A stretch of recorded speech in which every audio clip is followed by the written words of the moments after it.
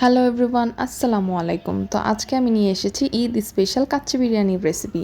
সবার ঘরে মোটামুটি গরুর মাংসটা সবসময়ই থাকে, তাই আজকে আমি খুবই সিম্পল ওয়েতে গরুর মাংসের কাচ্চি বিরিয়ানি দেখাবো। তো এখানে আমি বাসমতি চাল নিয়ে ধুয়ে পরিষ্কার করে একদম ভিজিয়ে রাখবো আধা ঘন্টা বা 1 ঘন্টার মতো। আপনারা যত পারেন তত ভিজিয়ে রাখবেন। আর কাচ্চি বিরিয়ানিতে তো আলু না হলে নাই হবে। তো এখানে আমি আলুগুলো ভেজে নিয়েছি অ্যান্ড পেঁয়াজ বেরেস্তা করে নিচ্ছিলাম ওই সেম তেলে।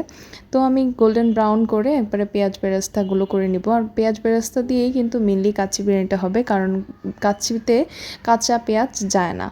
আপনি যদি কাঁচা পেঁয়াজ দেন তাহলে কাচ্চিটা ভালোভাবে কাচ্চি কাচ্চি ফিল হবে না। এখানে আমি একটা পেস্ট করে নিয়েছি জয়ফল, জয়ত্রী, তারপর কিশমিশ, বাদাম, এগুলো দিয়ে একটা মিক্সচার করে নিয়েছি। আর এখানে আমি দিয়ে দিচ্ছিলাম টক দই আমার পরিমাণ মতো। আমি এখানে 1/2 কেজি গরুর মাংস নিয়েছি, যেহেতু আমরা 2 জন।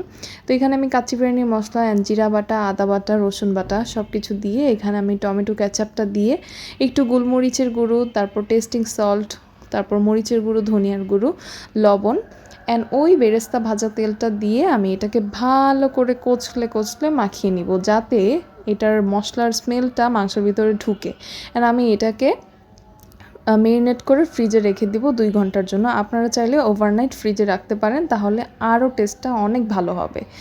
আর এখানে আমি চালটা সিদ্ধর জন্য এখানে আমি সব কিছু দিয়ে শাহি জিরা দিয়ে চালটা সিদ্ধ করে নিচ্ছিলাম। এখানে আমি চালটা 80% মতো সিদ্ধ করব। অ্যান্ড আমার ফাইনাল কাজ যেটা হচ্ছে, আমি কাচ্চিটা বসাচ্ছি। এখানে আমি মাংসগুলো একবার বিছিয়ে নিয়েছিলাম যাতে একটার উপরে আরেকটা না থাকে।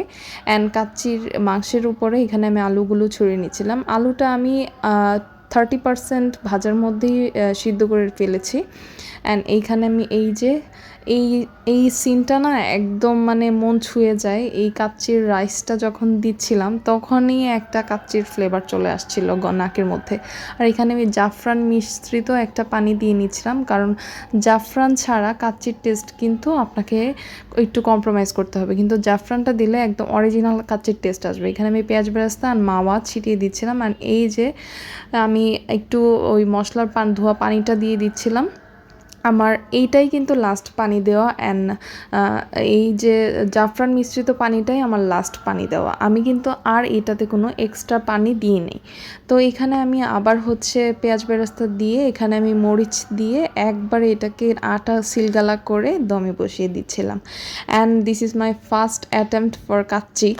আমি অ্যাকচুয়ালি খুব ভয়ে ছিলাম যে অ্যাকচুয়ালি আমার কাচ্চিটা কি ভালো হবে কি না। যাক, আমি লাস্ট ফিনিশিংটা আপনাদেরকে দেখাবো। অ্যান্ড আমি খুবই স্যাটিসফাইং ছিলাম।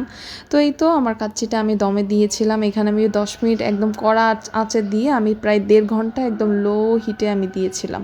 দেন এই যে আমি কাচ্চিটা খুলছি, this is very special for me. And look at this.